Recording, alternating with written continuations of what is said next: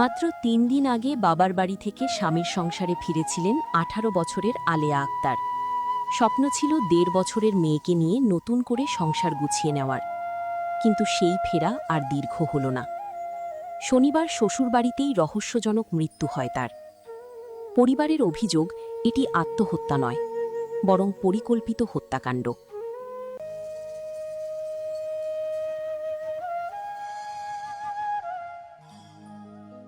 ঘটনাটি ঘটেছে ঢাকার দোহার উপজেলার সুতারপাড়া ইউনিয়নের মধুরচর এলাকায়।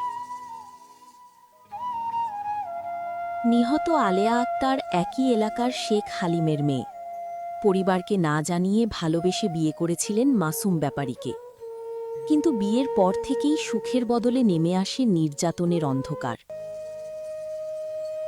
মেয়া 2 দিন আগে আইসে, 3 দিন আগে আয়তো আব্বা আমি ওর ভাত খাম না, ওই আমার গলায় টিপে ধরে মাঝে মাঝে, আমি ওর ভাত খাম না, তা না খাইলে তোর বাজান আমি দূর করে দিন না।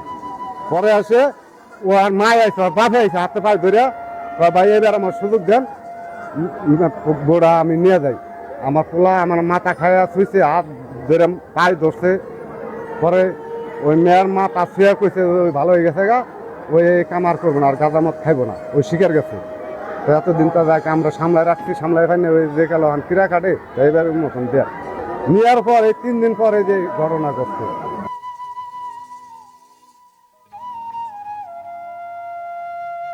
এতটুকু একটা পোলা যায় আমার মা বাড়িতে যে খবর দিচ্ছে যে আপনার মেয়ে মরে গেছে গা, তারা যে নিয়ে যাওয়া লাগছে এই জিনিস কথা শুনে ধরে সবাই আইছে, তারা আনে লাশ আনে এই যে পোলা জামাই ভাগছে হেনে নাইকে।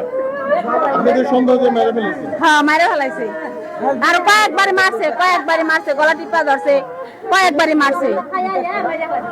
আর এমনি দিনের বেলা যদি গলা পাইছি দেখো না, হেরা আসলে কই।